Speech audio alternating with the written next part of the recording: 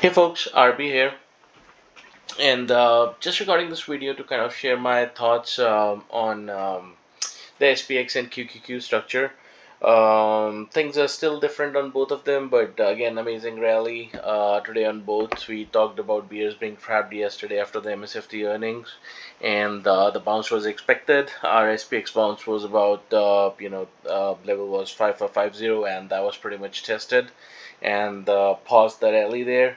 Then we had Meta earnings today, after which we still have a lot of pump in the semis and Meta popped as well.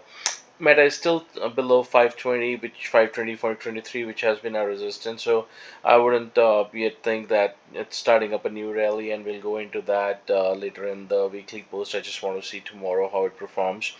And we have Apple and Amazon's earning coming out as well, right? Now, let's first talk about the structure of SPX.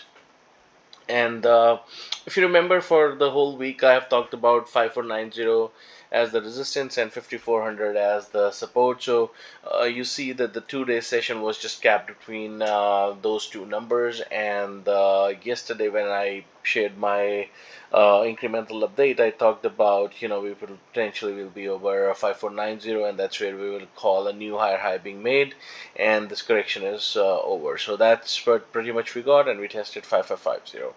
Now there are two things that we want to we want to touch upon.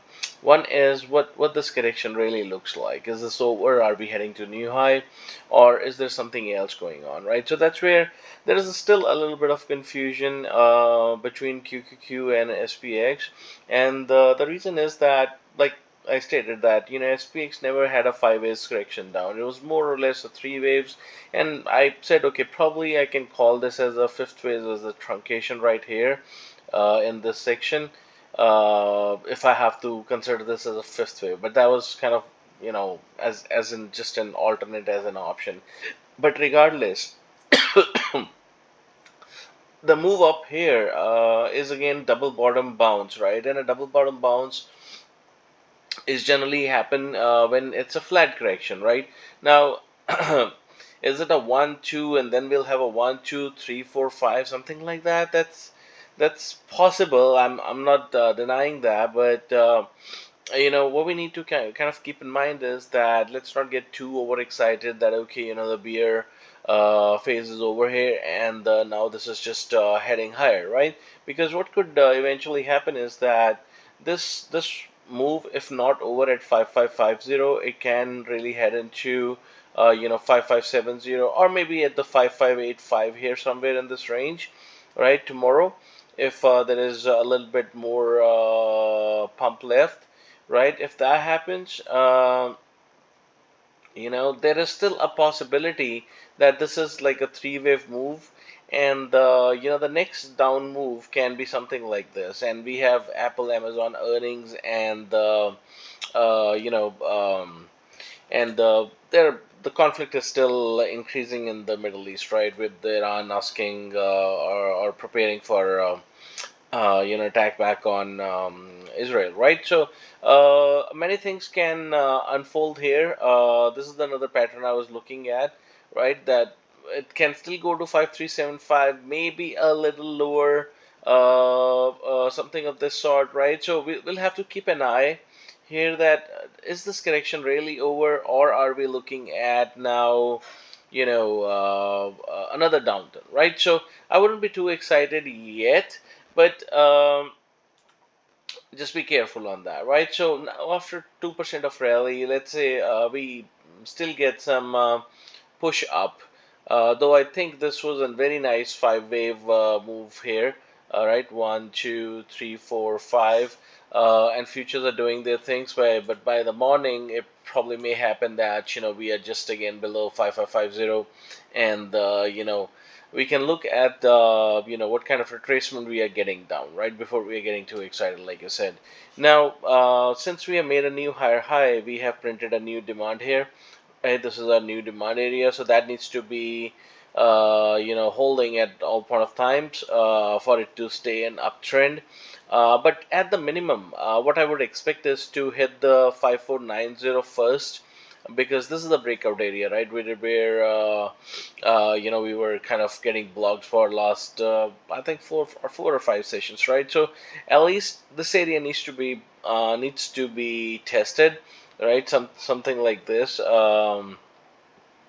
And then we can see if this is going to hold for a long time. And again, we have earnings after hours, so things can change quite fast, right? So and that too when you will not be able to probably trade your options if you're in options, right? So 44490 remains 5490 remains the key area. And below that, of course, like I said, this demand has been set here, which is 5447 or 5450 in this area, right? So this is the bare minimum that needs to be holding at all point of time for it to move anything on the upside, right? And on the upside, it could be a partial move like this, right? If nothing else, or it comes here, bounce a little, and then do that 53.75 move, right? That's also a possibility still, right? Something like this, right? So now, just comparing it to QQQ, let's look at this. Now, we talked about this.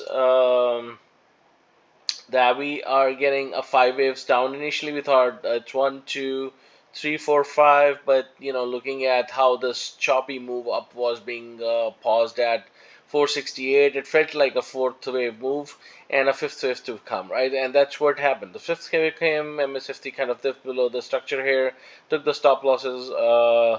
Took the late shorts into the liquidity and just kind of bounced very sharply from there. Right now, after 5 waves down, if these are clear 5 waves down, right, what we generally get, we get an ABC structure, right? So from that perspective, if I go back to what I just detailed about SPX and QQQ, let's say QQQ hits 479 overnight, that was the level that I shared before. Again, I would want it to touch 468 or come down and test this demand, right, at 459 once again, which means maybe Apple and Amazon is gonna create a sell-off, or maybe something else will create a sell-off, something like that. If it has to come this deeper, right? But at least looking at some retracement back, to cool off this whole move of 3.5%.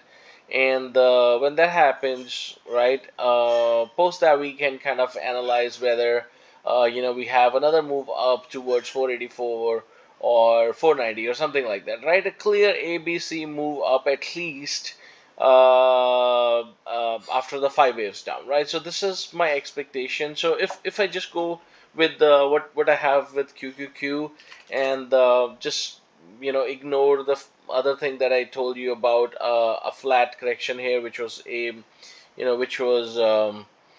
ABC here, like this, right? That this is the ABC leg. Instead, we'll have to kind of work it out that probably this was some in one way or the other a fifth wave truncation. Instead of truncating here, it truncated here. We got this A leg up. We are going to drop into the B wave over the next couple of days, and then we'll have a C wave up again into 5585, right? So this kind of aligns with where we have LEs for QQQ, and regardless, like I said, there should be some cool off.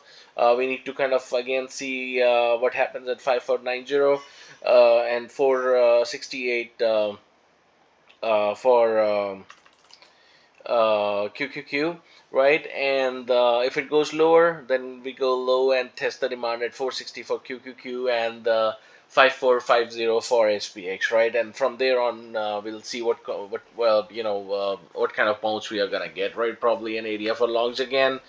See, it's a partial bounce, or it kind of gives us the C wave that we are looking at, right? So that's gonna be my plan and what I'm gonna be watching for the next few days, and taking and switching my trades along that path. Hope this helps. Thank you very much. If you like it, please do like and share the video. Thank you very much.